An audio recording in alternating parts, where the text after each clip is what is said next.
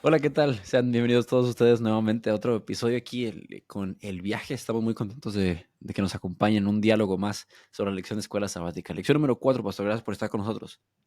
Gracias, Miguel. Qué gusto reencontrarte y reencontrarnos con nuestros amigos en este espacio en el que semana con semana dialogamos. Y tal como lo dices, en la lección número 4, titulada Defendamos la verdad. Así que vamos a abordar esto. ¿Y qué te parece si lo hacemos con una oración, Miguel? Claro que sí, queremos el resto para orar. Nuestro Padre Celestial, Señor, pedimos que al momento de dialogar seas tú quien dirija y nos ayudes para que lo que se diga sea de beneficio para el avance de la obra, Señor. Abre nuestras mentes y corazones. En tu nombre lo pedimos y agradecemos. Amén. Amén. Como saben, estaremos dando menos de 30 minutos para 4 puntos que les serán de ayuda o utilidad. Eso esperamos para cuando estén en el momento de la lección de escuelas, del repaso de la lección de escuela sabática en sus clases, ya sea como maestros o como estudiantes. Esto es un punto donde damos una perspectiva un poco distinta para poder adentrarnos más al contenido de la lección. Entonces, lección número 4, pastor. Estaremos con los 4 puntos. El primero se tratará de Policarpo, así es el título de nuestro primer punto. ¿Por qué escogimos este, pastor? Es, en primer lugar, es la forma en cómo la lección introduce el tema para hablar de estos personajes históricos. Y aun cuando ya se vieron personajes del siglo IV o siglo V durante la semana anterior, ahora toma a Policarpo, quien fue uno de los discípulos de Juan, quien fuera discípulo de Jesús. Cuando Juan, el apóstol, está por retirarse de Asia Menor y que finalmente es desterrado, deja como uno de los líderes a Policarpo, quien radica en la ciudad de Esmirna. Actualmente, Miguel, voy a compartir aquí la pantalla. Actualmente, esta ciudad existe, es la ciudad de Izmir. Se Ujú. encuentra en el actual país de Turquía. Esta es una fotografía de este país. Una de las cosas que me llamó la atención recorriendo las calles de Izmir es justamente esta fotografía de una ambulancia, Ujú. porque regularmente en Occidente estamos acostumbrados a ver la La Cruz ambulancia con la Roja. Cruz Roja. Sin Sí. embargo, aquí lo que tenemos no es una Cruz Roja, sino una luna roja, porque desde luego es un país musulmán Wow. y es de llamar la atención esa parte, le quise Sí, tomar sí, una sí. fotografía a ello. Y bueno, cuando uno se va a la zona del antiguo Esmirna, encuentra esta zona enclavada en una de las partes pobladas, se pueden ver los edificios alrededor y cómo se ha ido procurando recuperar esta sección que era una de las plazas principales de la antigua Izmir, donde seguramente Policarpo estuvo recorriendo, predicando el Evangelio. Hay una parte que se está restaurando. Bueno, esta es una fotografía de uno de los pilares antiguos ahí. Y se puede observar esta plazoleta o el antiguo mercado Ujú. que se encontraba en un nivel distinto. Se pueden ver unas columnas arriba y luego unos arcos en la parte de abajo. Y hay otra parte en la que todavía actualmente se está trabajando. Se pueden observar ahí cómo están estas columnas siendo restauradas y las piedras en un trabajo que se lleva a cabo en estos momentos en esta ciudad de Izmir, en Turquía, que es la antigua Esmirna. ¿Por qué llama la atención esto y por qué se introduce así la lección? Porque, Miguel, cuando nosotros tenemos la perspectiva de lo que está pasando en ese tiempo, nos encontramos con que no le será permitido predicar abiertamente en algunas ocasiones y se llegaba a dar persecución contra los cristianos. Y la lección Ujú. de esta semana lo que enfatiza es justamente el defender la verdad aún en medio de la persecución, aún en medio de las prohibiciones, aún en medio de circunstancias que no siempre en todos los países se encuentran con estas libertades. Y este tipo de personajes como Policarpo de Esmirna, como también se habla acerca de Wycliffe, como se habla de Hus, como se habla de los valdenses a lo largo de la semana, se retoman estos porque enfrentan adversidades, persecución y hasta la misma muerte por la predicación del Evangelio, cosa que estaba profetizada. Y a mí me gusta mucho la cita que utilizan en la lección, cuando dice 86 años le he servido y nunca me ha fallado. ¿Cómo lo haré mal? de mi Rey de Reyes. Me llama la atención esa frase porque creo que sintetiza el pensamiento de todo mártir durante ese tiempo. O sea, resume cómo es de que una persona que murió por él lo hizo porque tenía la certeza de que él era su rey y de que no fue nada más de que, ayer lo escogí y hoy puedo morir por él, sino es un años y años de relación con él donde tuvieron momentos de prueba, donde tuvieron momentos de felicidad, donde tuvieron momentos de tristeza, pero a través de todo ello decidieron mantenerse fieles. Y eso es muy interesante porque me ha tocado ver muchas veces platicar con gente como de que después de una situación decidieron, ¿sabes qué? Esto no es para mí, Dios no es real, la verdad no sucedió. Y cuando hablas con personas ateas, muchas veces en nuestros países cristianos, las personas ateas eran personas que previamente creían en Dios, pero después de un caso donde pasó algún familiar o alguien cerca, algo así, decidieron, ¿sabes qué? No existe, no puede existir porque no puede ser que esto esté sucediendo. Cuando ves a los mártires, vez tras vez pasaron por dificultad, pero en su corazón estaba el decir, ¿cómo puedo yo hablar en contra de mi rey? Y ese es el punto que tenemos que tener presente en nuestros corazones. A medida que avanzamos en nuestra vida cristiana y las oportunidades se van a dar, el tener presente, ¿cómo puedo yo hablar mal en contra de mi rey? Para eso se necesita tener una relación. Y esto nos vincula muy bien al segundo punto que tenemos en mente compartir, que puedes decir el nombre del segundo punto. Claro, en el segundo aspecto que queremos resaltar, Miguel, es el que tenemos fundamentado en Apocalipsis capítulo 12, versículos 6 en adelante, Ujú, incluso hasta el 14, porque ahí se nos habla de cómo el dragón, después de haber atacado al hijo de la simiente, después se va contra la simiente y comienza a hacer una persecución que dice que la mujer huye al desierto, a un lugar preparado por Dios, dice Apocalipsis capítulo 12, versículo 6. Y entonces se traslada la imagen de lo que Apocalipsis 12 va presentando como una guerra en el cielo para después proceder a una guerra contra la descendencia y entonces contra la mujer que está siendo sustentada en el desierto. Y este sustento en el desierto lo resalto, Miguel, como un segundo punto, porque a lo largo de la Biblia ujú, vamos nosotros a observar que Dios desea estar con su pueblo donde quiera que su pueblo desee estar con él. mm, Hay ocasiones en que el pueblo estaba como esclavo en Egipto y Dios va y lo rescata y lo lleva al desierto. Y en un desierto donde no hay ni agua, donde no hay ni alimento, ahí Dios los sustenta de una forma milagrosa y maravillosa en lo que es este peregrinar por ahí. Lo mismo sucede con Elías, cuando Elías se encuentra huyendo, aparecen los cuervos siendo alimentados por Dios y vemos a un Dios que anhela encontrar quién va a ser fiel, quién va a defender la verdad y quién va a enfrentar, así sea al faraón de Egipto, así sea a los profetas de Baal o así sea un poder perseguidor como el que se describe a lo largo de la lección de esta semana. Dios va a sustentar a aquel que desea serle fiel.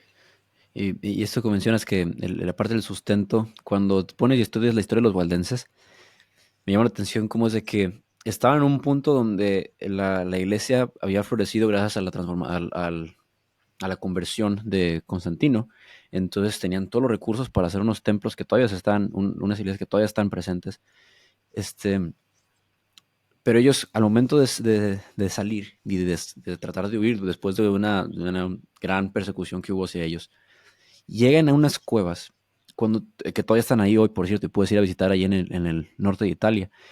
Puedes ver un contraste de, ok, tienes un templo, una catedral llena de oro y una cueva en medio de un lugar mojada y apartada de todo. Y es interesante ver cómo es en los escritos y cartas que ves de ellos, decían que la presencia de Dios la sintieron en esa cueva. El sustento de Dios llegó en esa cueva. No llegó en lo grande y lo magnífico, sino llegó en lo humilde y apartado de lo demás. Y todavía ejemplos como estos siguen presentes, como el Señor sustenta. Y déjame compartir esa historia. En un país en Asia, no diré el nombre específicamente, pero donde el cristianismo no es muy bien aceptado todavía. Un creyente, pongamos así, predicaba, predica de hecho todavía, debajo de las escuelas. Entonces él llegaba a la gente y las personas, así como los valdenses que llevaban sus escritos en medio de sus prendas, bueno, él las llevaba de otras maneras y invitaba a personas a, a hablar de Cristo abajo de las escuelas. Bueno, una vez llegó la policía, lo encontraron y lo metieron a la cárcel. Y estuvo ahí un año, 2 años. Después de la nada llega un guardia un policía y dice, a ver, tú qué haces aquí, no te tengo en la lista de los presos, ¿sabes qué? Para afuera.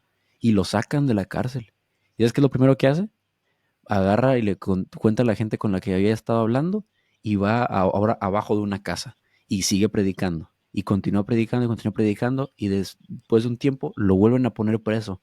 Lo meten a la cárcel y después de un tiempo llega otro guardia y dice, espérate, tú qué haces aquí, aquí no está tu nombre, para afuera. Y lo vuelven a sacar. Y esto pasa por 3 veces consecutivas y uno de los guardias que sí sabía que estaba ahí, le dice, ¿y tú cuántas veces vas a llegar aquí? Le dice, las veces que me quieran encarcelar, porque yo no voy a dejar de parar de predicar sobre el amor de Cristo. Este sustento se sigue dando todavía. Y esto es algo que está pasando en estos momentos en otras partes del mundo. Puede ser que nosotros no lo hemos experimentado porque vivimos en un momento donde no hay persecución todavía, pero en los lugares del mundo donde sí hay persecución, todavía está sucediendo así las cosas como pasó con los israelitas, como pasó con Elías, como pasó con los valdenses. Y es nuestra parte el poder apoyar con oración, con fervor y teniendo en cuenta de que el momento llegará para nosotros también.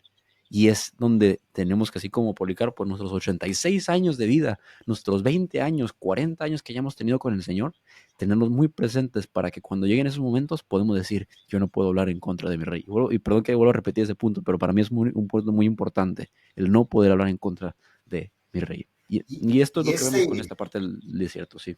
claro, Miguel, esto que compartes es sumamente especial y la piel se eriza al escuchar este tipo de historias de cómo Dios continúa sustentando a aquel que desea serle fiel hoy y que desea predicar su palabra aún en contra de lo que sea. Y es Recuerdo a que, un... ujú, sí, sí. Sí, sí, sí. Bueno, es que el asunto es que me preguntaba un alumno el otro día, pastor, ¿por qué no vemos estos casos que suceden en la Biblia donde hay milagros todavía? Y le dije, es que sí están sucediendo. El problema es de que no estamos en esas zonas de guerra, de conflicto, en el gran conflicto, no los podemos ver. En otro país, en Asia, todavía, sí es parte de Asia todavía, donde una persona se quería bautizar, entonces lo que tienen que hacer es que hacen un camino de 3 días para llegar a un río en una montaña para que entonces pudieran bautizar a esa persona, porque si ven que se bautiza, como es un país no cristiano, pueden matarlo a él y a toda su familia, la familia que no se bautizó, la familia que sigue siendo creyente de otra denominación. Entonces dicen cómo es de que cuando llegaron a ese lugar secluido, empezaron a escuchar ruido y todo, pero no vieron, decían que las luces se iban hacia otras partes. Cuando se dan cuenta y salen, había un convoy de ejército así, pero dice uno de las personas que estaba esperando afuera, porque tienen personas que están viendo para anunciar a las personas que están bautizándose. Decían, no, es que de la nada estaban buscando ellos con sus lámparas, pero hubo una luz muy fuerte de aquel lado que no permitió que se viera nada más. Entonces ellos siguieron por otras partes. Entonces, todavía hay momentos como es que los ángeles siguen guardando, cómo es que Dios sigue protegiendo para esas personas que están en el frente de la batalla, en el gran conflicto, siendo perseguidas. Sigue sucediendo. No es algo, cosa que pasó en la Biblia, no es cosas que pasaban solamente a los mártires, esto está todavía presente hoy en día. Definitivamente. Me hace recordar a un colega a quien conocí cuando estudiaba en Filipinas y este pastor en uno de estos países eh, en donde no es permitido la predicación del Evangelio, me cuenta cómo hubo una persona que lo estuvo siguiendo sin que él se diera cuenta y lo esperó cuando iba a entrar a la cochera de su casa para abordarlo y decirle, yo sé que tú eres un ministro cristiano, que tú eres adventista y quiero pedirte que me des estudios de la Biblia. Y el pastor me decía, dice, me dio un temor porque el yo dar estudios bíblicos es sinónimo de cárcel. Y podía ser que él me estaba poniendo una trampa y que si yo le decía, sí, te doy estudios bíblicos, era únicamente para meterme a la cárcel. pero el colega me dice, no tuve cara para decirle que no. Desde luego, si alguien busca la palabra de Dios, pues esa es mi razón de ser. Y comenzó a estudiar con él la Biblia y pudieron, realmente el hombre funcionario de gobierno, valga la aclaración, funcionario de gobierno, estaba interesado en conocer la Biblia. La prueba complicada, me dice él, se dio todavía más cuando le dijo, me quiero bautizar.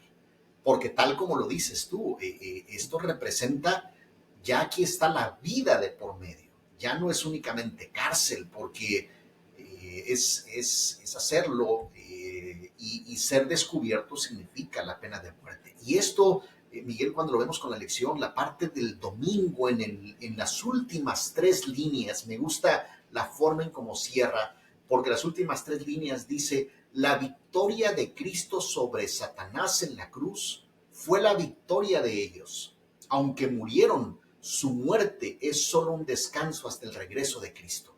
Y esto nos conecta muy bien con el tercer punto, Miguel, porque cómo una persona puede llegar a tener esa fe y esa dependencia en Dios, aun cuando su vida está en riesgo. ¿Qué lleva a una persona a tener ese nivel de convicción y de decir, yo voy a predicar a costa de lo que sea? Y es ahí donde vemos el punto 3, como bien mencionas, en la esperanza y que es la alegría en la esperanza que se tiene al ver las promesas. Y eso lo vemos el día jueves. Pueden ir al día jueves ustedes en sus lecciones. Y hay varios versículos que vemos, hay varias cosas, pero en el diálogo que pueden mencionar ustedes es el resaltar las promesas y cómo es de que sí, tenían el sustento físico muchas veces que se les dio, pero si tú ves la historia del pueblo de Israel, el sustento físico para ellos se les olvidaba así. Era, me lo das hoy, mañana ya necesitaba más y ¿por qué nunca me lo diste? Era muy fácil olvidarse. Pero algo que mantenía ellos en el corazón eran las promesas de Dios. Y me gusta mucho la historia de los valdenses porque cómo es que ellos están escribiendo la Biblia a mano, arrancando páginas y yendo al mercado y entregando aquí, los metían en las escuelas para que ellos pudieran estudiar y en esas escuelas ir a impartir a los compañeros. Y lo que los mantenía ellos con ese fervor eran las promesas de la Biblia que decían que Dios iba a estar con ellos. Que él decían, porque yo vivo, tú vivirás también. Todos estos versículos que estaban tatuados en el corazón, yo diría. Estaban tatuados en el corazón, que por donde quiera que ellos fueran, pues tenían la certeza de que ella era la verdad. No era, el versículo que aprendí antes, lo voy a repetir para que me dé fuerza. No, era para ellos, era palabra de Dios verdadera, que era como un boost que les daba, un empuje más para poder ir a compartir y poder aguantar tanto castigo. Porque lo que sucede con los valdeses es de que llega un momento donde una persecución en toda la zona donde miles de personas mueren, donde es que van a las montañas, pero llegan a las montañas sin comida, llegan a las montañas sin nada. Entonces, cuando hace una carta y unos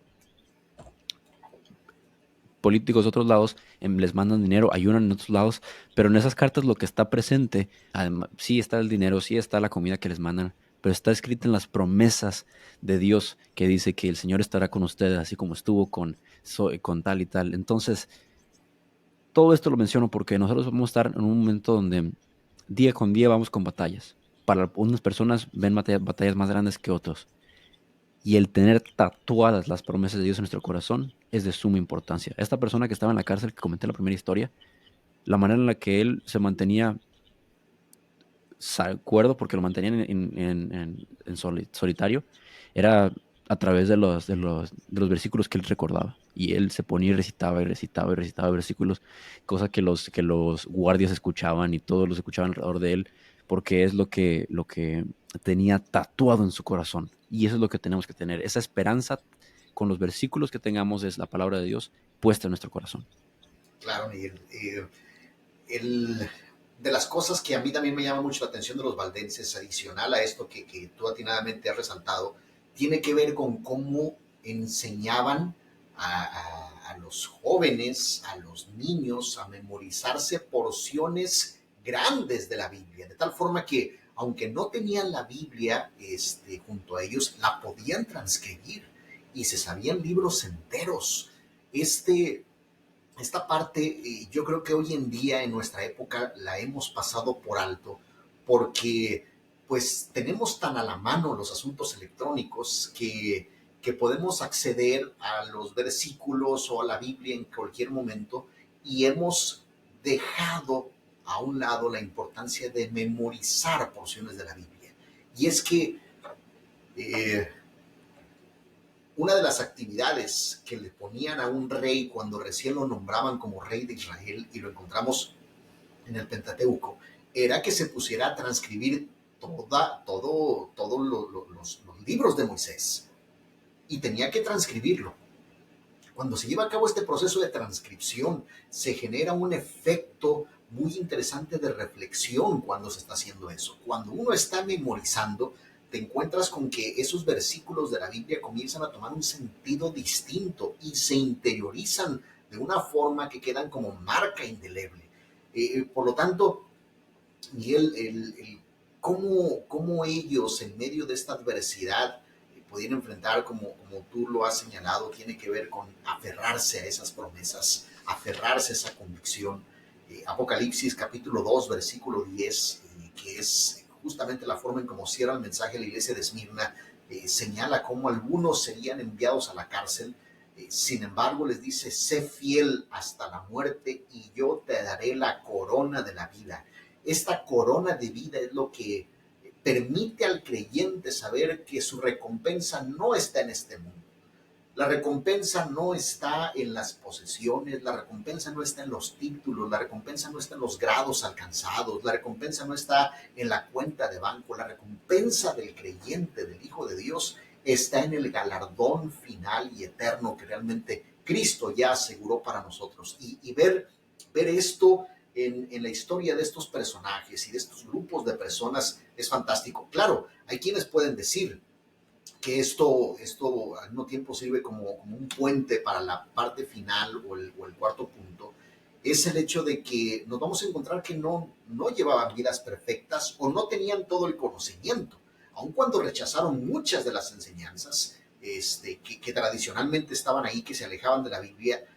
Nos vamos a encontrar también con que había aspectos que no llegaron a tener toda la luz, porque la luz es progresiva. Así es como la palabra de Dios lo presenta y así es como Dios permite que los justos vayan avanzando de gloria en gloria hasta que el día es perfecto. Por lo tanto, no debemos ver tanto qué aspectos se enseñaron bien o qué aspectos se enseñaron mal, sino rescato particularmente la actitud y el espíritu de colocar hasta su vida misma en aras de que la predicación continúe. Y con esto, como mencionas, es un excelente puente para el cuarto punto y con el cual terminaremos, que le hemos titulado Juan Hus, el nombre de la persona. Entonces tenemos dos puntos en esta lección donde pusimos nombres de personas, pero Juan Hus en el día viernes, el último párrafo que va mencionando, muestra el otro lado de la moneda de la vida de una persona que está viviendo por persecución. Y se me hace muy interesante la manera en que lo menciona. Yo la tengo pues, no sé si puedes leerla tú, Claro que sí. el último párrafo yo lo tengo en inglés, pero me gustaría si lo pudieras leer Es tú, el, por el favor. que aparece justamente ahí como citando la página 113 del Ujú. conflicto de los siglos y es el párrafo antes de las preguntas para dialogar que voy a permitirme leer. Usted puede mirarlo ahí en su lección, tú puedes seguir la lectura. Dice esta parte en forma textual. En otra carta que Juan Hus escribiera a un sacerdote que se había convertido al Evangelio, Hus habló con profunda humildad de sus propios errores. ¿Qué ejemplo, Miguel? Muchas veces no nos gusta hablar de nuestras equivocaciones. Y entonces él dice, me acuso de haber sido afecto a llevar hermosos trajes y de haber desperdiciado horas en ocupaciones frívolas. Él no se pone como un ejemplo a seguir y cuya persona debiera ser imitada. Luego añadí estas con modernas admoniciones o consejos. Que tu mente se ocupe, número uno, de la gloria de Dios. Número dos, de la salvación de las almas. Número 3, no de la adquisición de prebendas y bienes temporales. Número 4, cuida de no adornar tu casa más que tu alma. Número 5, y sobre todo, cuida del edificio espiritual.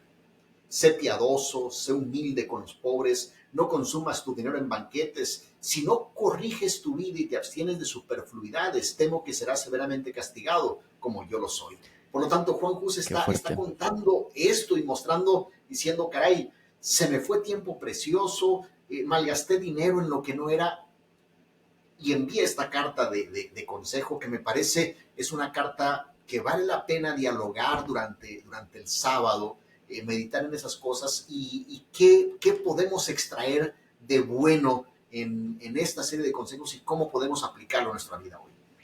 Para mí esta carta es un ejemplo muy grande de muchas cosas. Número uno, de humildad, porque el ser una persona que tan influyente en la vida cristiana, que hable de esa manera de sí mismo, no muchos.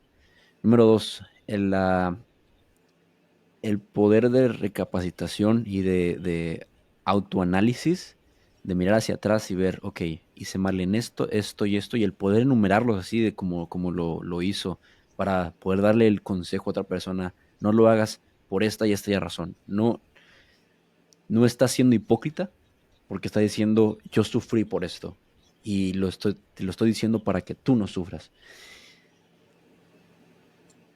Las bendiciones de la iglesia es de que tenemos una comunidad grande y muchas veces eso nos permite tener personas de mucha experiencia que han vivido un camino con Cristo por varios años y tenemos personas que van apenas ingresando en la iglesia. Esto es un gran ejemplo de cómo poder darles consejo.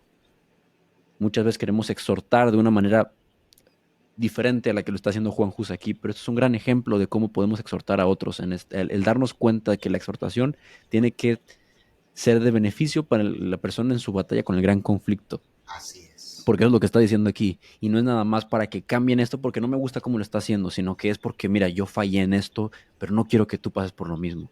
Es un verdadero que le está importando verdaderamente lo que le está pasando a la otra persona y no quiere que pase por las mismas ocasiones. Como un padre a un hijo que ve que va yendo por un camino similar al que fue, le dice, ve por este camino, yo tomé esos errores.